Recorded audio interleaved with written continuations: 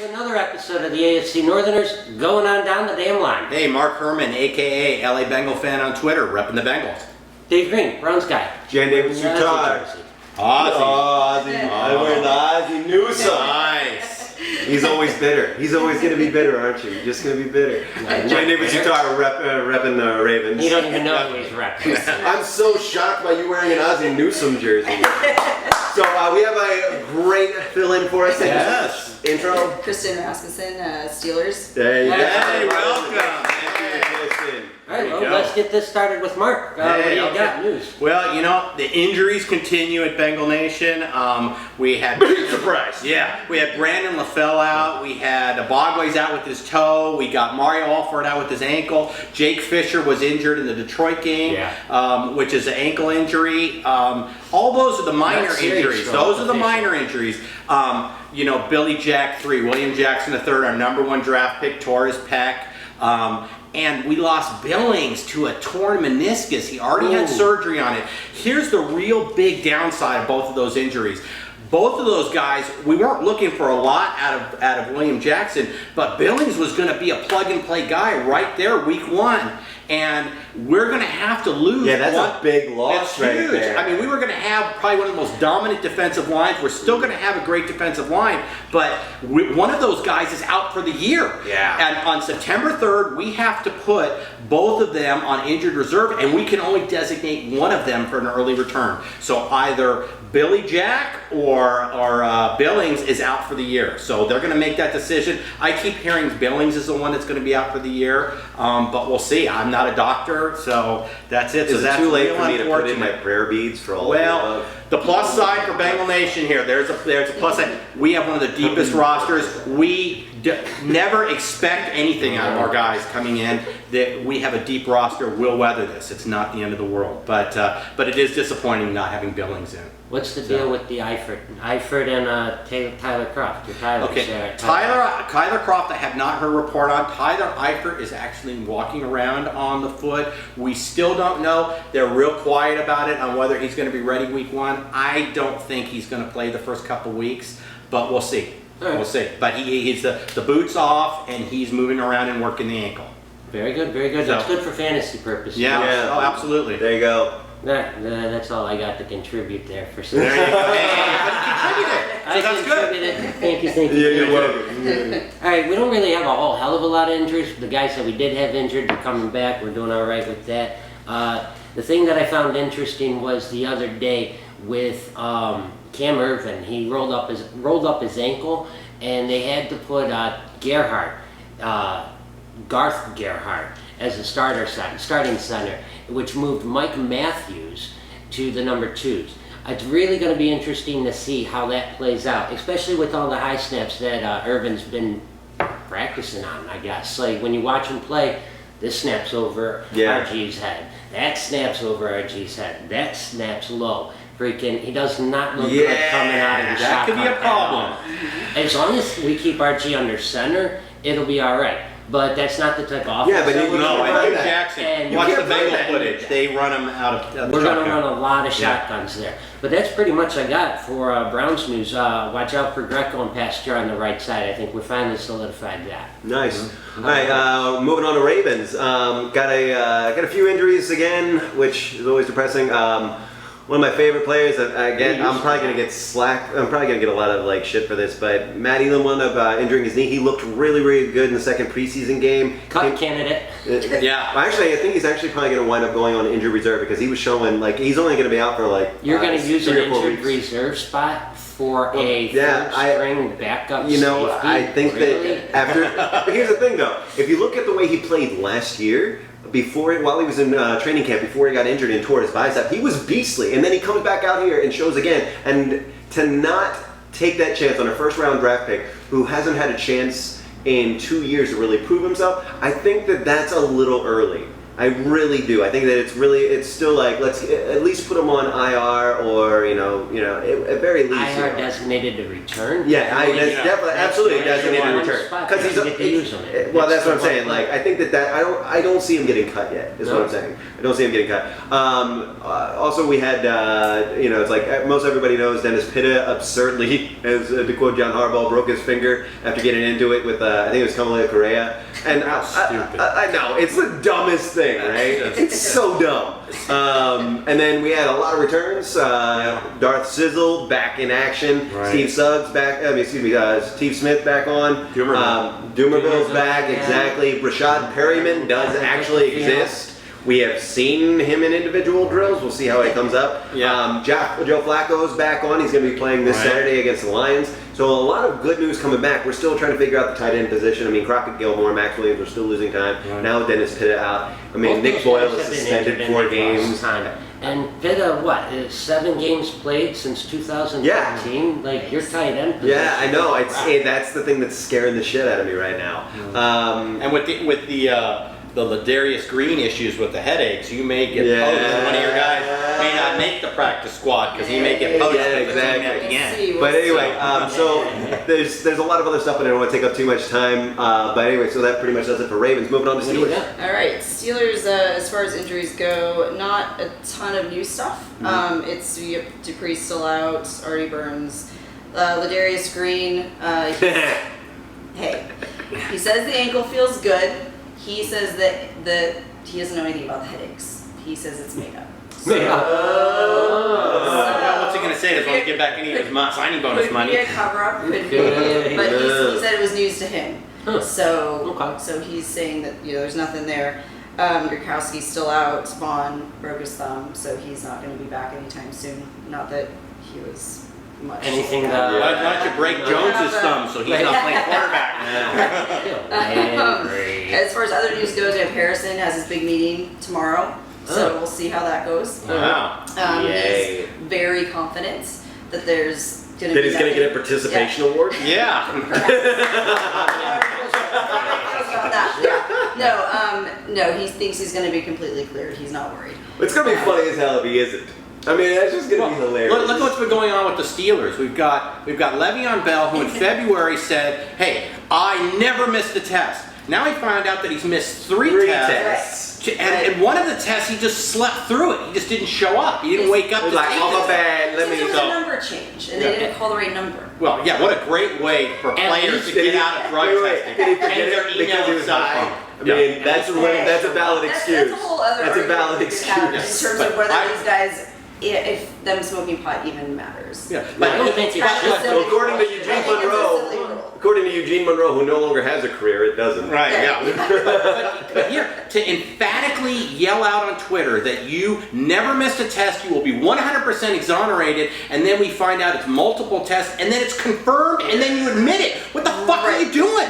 So that's the only 3 games. How does he only get 3 games on that? Yeah, Gordon. That's another issue. What else pissed me off? I think that's the biggest news we have going on right now, other than we get into coverage of going forward. There we go. All right. Mark, what do you got on preseason? You know what? Preseason, Bengals, both offensive and defensive, have looked very solid. My big concern in the Minnesota game was they weren't finishing drives. They weren't finishing plays. There was a play where we had a chance to really nail in the first quarter, have a safety, and Marcus Hunt did not step up and contain the corner. I mean, they had the guy 7 yards deep. I was watching that, and I was like, what? Wait. Completely overextended himself, and then just got pushed out of the play, and it allowed the player to get out. He corrected himself, and he had a much better game against Detroit. Cody Core stepped up, and he's had a couple of great games. Tyler Boyd, we had an amazing in every game. I hated that all day. Like, I'm sitting there watching, we got to play you. Yeah, what a steal this guy is. Plug and play starter. This guy is going to be our number 2 receiver. Maybe Brandon LaFell's in there for the first couple weeks, but this guy's stealing the position. I don't even see LaFell there, man. Honestly, I see it. Tate as your. Wait. Is Brandon LaFell going to be like the Landry Jones? He may. Well, we'll get into that because we're going to talk about the wide receiver battle. But sorry, if you have haven't watched previous episodes, you wouldn't get that. But there was a play in the Minnesota game where A.J. McCarron threw a beautiful ball over the shoulder, and you just saw Boyd make a great catch, keep his eye on it, catch it over. It was a beautiful play. And then he had another Yeah, great it was like catch. he caught a baby. Yeah, and there was another catch that Dalton threw to him in the Detroit game where Dalton actually threw it high and led him too much, and he fully extended himself and made the catch. So this guy is the real deal. We got a steal in the second round. I could not be happier that we didn't wind up with any of the other receivers in the first round. Yeah. Also, we had Deron Smith, who was called out by the coaches after the Minnesota game for not stepping up and making plays, and he had a pick six on a play that was just beautiful. Granted, it was against the human safety factory, Dan Orlovsky, but still, it was still a great read on a play, a great pick six. So I think he's played himself right into making the team because he was kind of on the bubble. Who was going to pick up that fourth safety spot? Yeah. So like I said, I talked about Cody Kors, just looked really good in the Detroit game. So I think he makes it. Alex Erickson is one of those guys. Every preseason, there's someone who takes advantage of the situation and makes a statement, and he's done everything possible to make the team. He had a punt return for a touchdown against Minnesota. He had a really good return. Alex Erickson from Wisconsin. And that's what we're talking about. Who doesn't make the team? Brandon Tate or LaFell are really the only two guys that don't make the team if you give Erickson the slot. And I'm afraid if we push him to the practice squad, some team's going to poach him. Yeah, so you don't get I really don't think about it. I'm right there with you. Like if I were your GM, I would not. We got to figure out a way. So I don't know how they're going to maneuver it around, but that's what we're looking at there. I was going to go more into the DB battle, but I want to talk about Mike Nugent because this guy's missed 3 field goals and a PAT in 2 preseason games. He missed 2 field goals and a PAT indoors in Detroit. I mean, there's no excuse for that. So who's the Bengals going to hire? Well, we have Zach Hawker, but he was slightly injured, so they didn't put him in Detroit. This Sunday, look for him to be kicking in Jacksonville. If Zach Hawker hits his kicks and looks good, he will steal the kicking job from Mike Nugent. It's just, there's just no way around it. The question is if they put him into play. So that's where we're at. All right, cool. How about some stats from the last game? And we're going to talk Griffin. 6 of 8, 96 fucking yards, 2 TDs, 3 carries for 36 yards. The guy looks legitimate. Yeah, he does look good. He does look legit. That combined with Terrell Pryor and those multiple catches with the one touchdown and the pass to Barnage with the fingertip catch. Yeah. You add in Coleman, you add in Gordon, and I think we've got a stud set of wide receivers and tight ends, and I think we're going to put up some fucking damn points this year. all of this. No, add to that, Hugh Jackson. Yes. You've now got exactly. an actual captain at your ship that can call plays That's the and thing. utilize players. Yep. That's why you're scary on offense now. And that's the thing, like, I love Hugh Jackson because he didn't want to take the Bengals. Like, it was like, because Marvin Lewis was like, you can take the Well, Bengals. Lewis didn't want to if you step down. And Hugh Jackson was like, nah, I'm going to build my own. Thanks, son. No, I think And that's what we're doing. he doesn't want Exactly. it's a bird in the hand. Marvin Lewis would be willing to pass the reins, but it's not right now. Yeah. So when a head coaching opportunity comes up and he sees the personnel and he's not picking up a team where you are going to underperform and you're going to be the guy who brought the team down, but you have nowhere to go but up. What a great that's the best job. That's why the Browns work. I think we're looking really, really good. I agree. And we're going to surprise a lot of teams this season. I agree. Can't wait to see preseason week 3. Friday, 8 p.m. in Tampa. We've been down there practicing, and it looks like we're doing pretty damn good down there. Yeah. Should be a fun game to watch, and I expect the starters to go at least 3.5 quarters. Yeah. What do you got, Baltimore? All right. So, last 2 weeks with first of all, it was really interesting, like, watching the development of the defense between the first preseason game and the second preseason game, meaning that there really wasn't any. Jesus, guys. It's such a freaking slow start on defense. It was killing me. Our first stringers really need to pick up the pace. We got high motor guys out there, but they're acting like they're 76 to build. So I really wanted to see more from that. I'm really interested to see what happens against the Lions with their offense.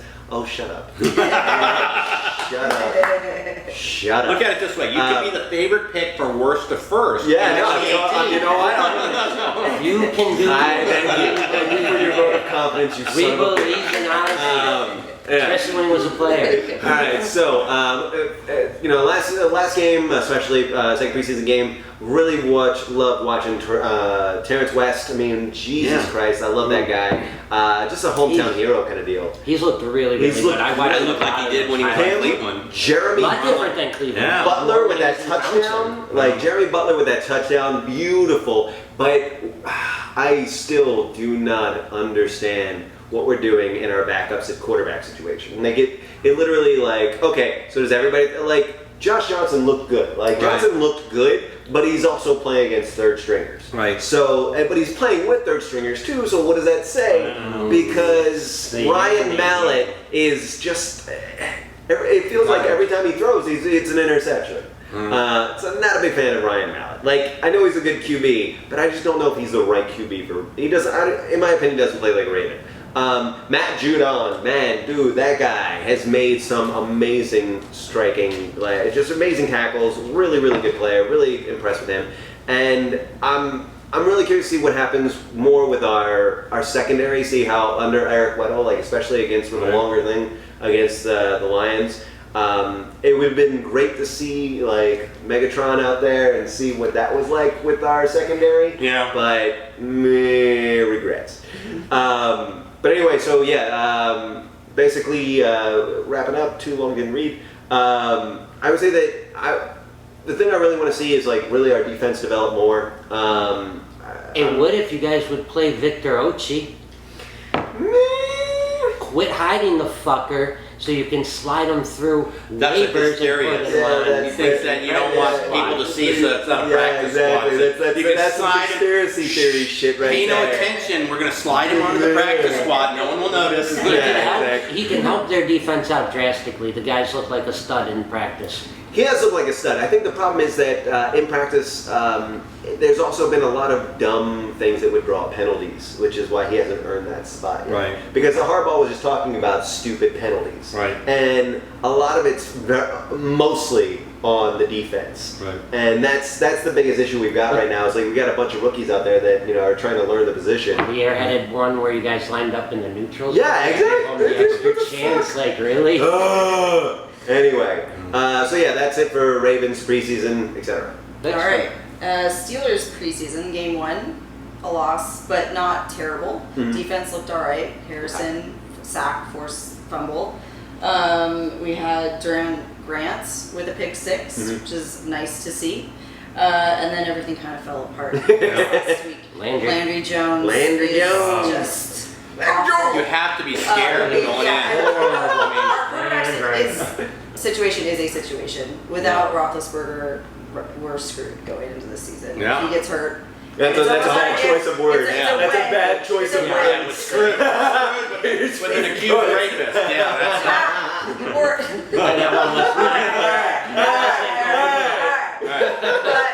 But I don't know what we do going into this season it's not an if, it's a when.